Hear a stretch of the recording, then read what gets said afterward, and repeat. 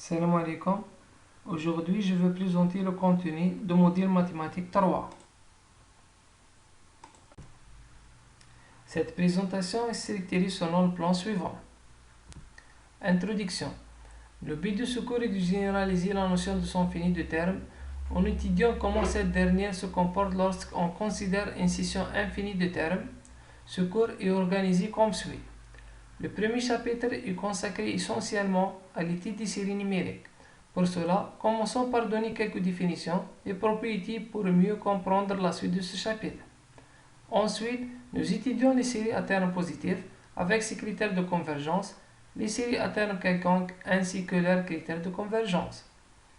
Le deuxième chapitre est consacré à l'étude des suites et séries de fonctions qui conduisent à définir de nouvelles fonctions. La première partie de ce chapitre est consacrée à l'étude des suites de fonctions avec ses propriétés, précisément la continuité, l'intégrabilité d'une suite de fonctions.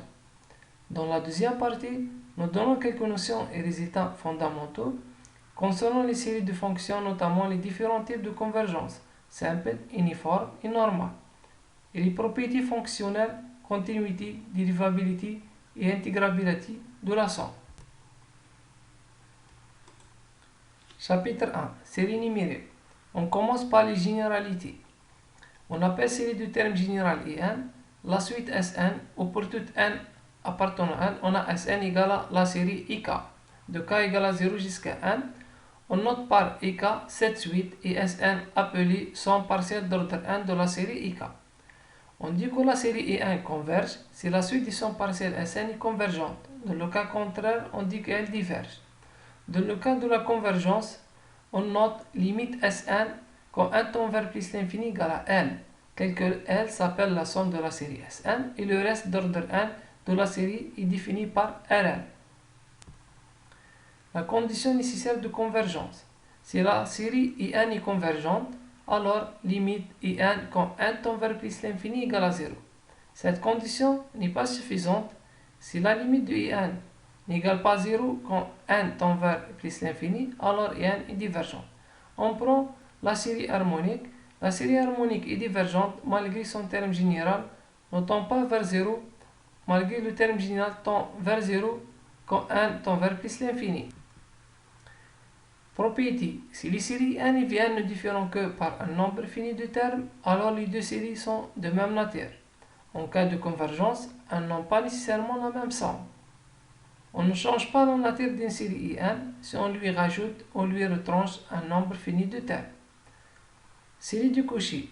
Une série dite de Cauchy, c'est la suite de sommes partielles et de Cauchy, c'est-à-dire les deux formules suivantes.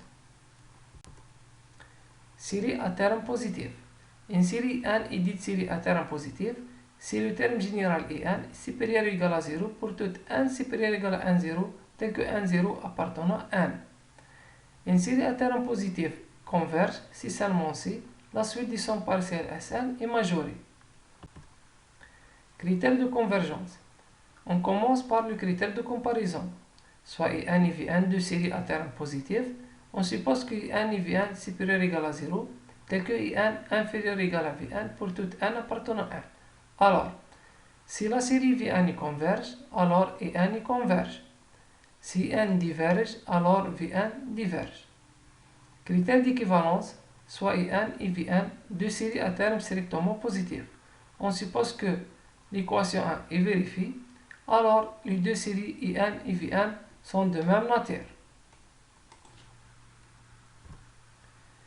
Comparaison avec une intégrale, soit f une application continue, décroissante et positive, on pose IN égale à f de n. Pour n appartenant à une étoile, alors on a l'équivalence suivante. Si la série n converge, alors l'intégrale de 1 jusqu'à plus l'infini de f de x existe. Critère d'Alembert. Soit n est série à terme strictement positif si la limite de in plus 1 sur in égale à l quand n tend vers plus l'infini. Si l inférieur strictement à 1, la série est convergente. Si l supérieur strictement à 1, la série est divergente. Si l égale à 1, on ne peut rien conclure. Critère de Cauchy. Soit n est série à terme strictement positif, on pose limite in à la puissance 1 sur n égale à l quand n tend vers plus l'infini. si L inférieur strictement à 1. La série est convergente si L supérieur strictement à 1. La série est divergente si L égale à 1. On ne peut rien conclure. Série de Riemann. On appelle série de Riemann toute série dont le terme général est de la forme 1 sur n à la puissance alpha, tel que n supérieur égale à 1 et alpha appartenant à R. La série de Riemann est convergente si seulement si alpha est supérieur strictement à 1. Série à terme quelconque. On appelle série à terme quelconque toute série dont les termes peuvent être positifs ou négatifs suivant les valeurs prises par R. Critère d'Abel. Soit la série est n telle que son terme général égale à n bn avec les deux conditions suivantes sont vérifiées, alors la série n est convergente. Une série n est dite alternée si son terme général est de la forme suivante. Critère d'Abel. Si A1 supérieur strictement à 0, alors une série alternée y converge si les deux conditions suivantes sont satisfaites. Série absolument convergente. Une série est dite absolument convergente si la série dont le terme général en valeur absolue est convergente. Proposition. Toute série absolument convergente est convergente. La réciproque est fausse. Une série est dite semi-convergente si elle converge et la série telle que le terme général en valeur absolue est divergente. On peut résumer l'étude d'une série numérique dans le plan suivant.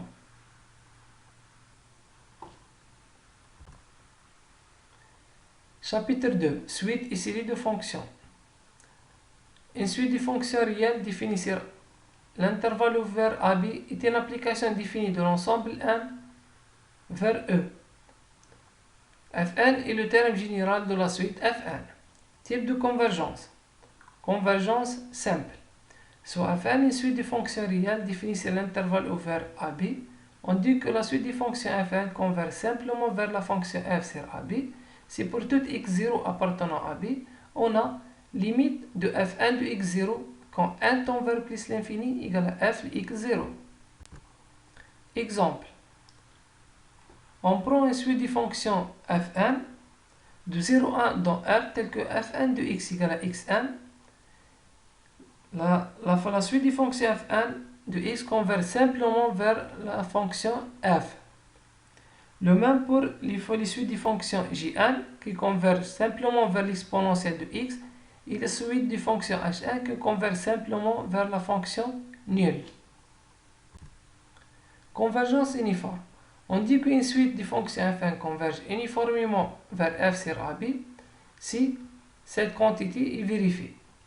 Proposition. La convergence uniforme implique la convergence simple, mais la réciproque n'est pas vérifiée. Propriété de la convergence uniforme. La convergence uniforme conserve les propriétés des fonctions comme la continuité, l'intégration et la dérivation. Série de fonctions. Soit Fn est une suite de fonctions réelles définies sur l'intervalle ouvert AB. La série Fn est appelée série de fonctions et Fn son terme général. Type de convergence. On a trois types de convergence. Convergence simple, convergence uniforme et convergence normale. Propriété de la convergence uniforme. La convergence uniforme conserve les propriétés des fonctions comme la continuité, l'intégration terme à terme et la dérivation terme à terme. Voici quelques références qui sont utilisées dans ce cours. Merci pour votre attention.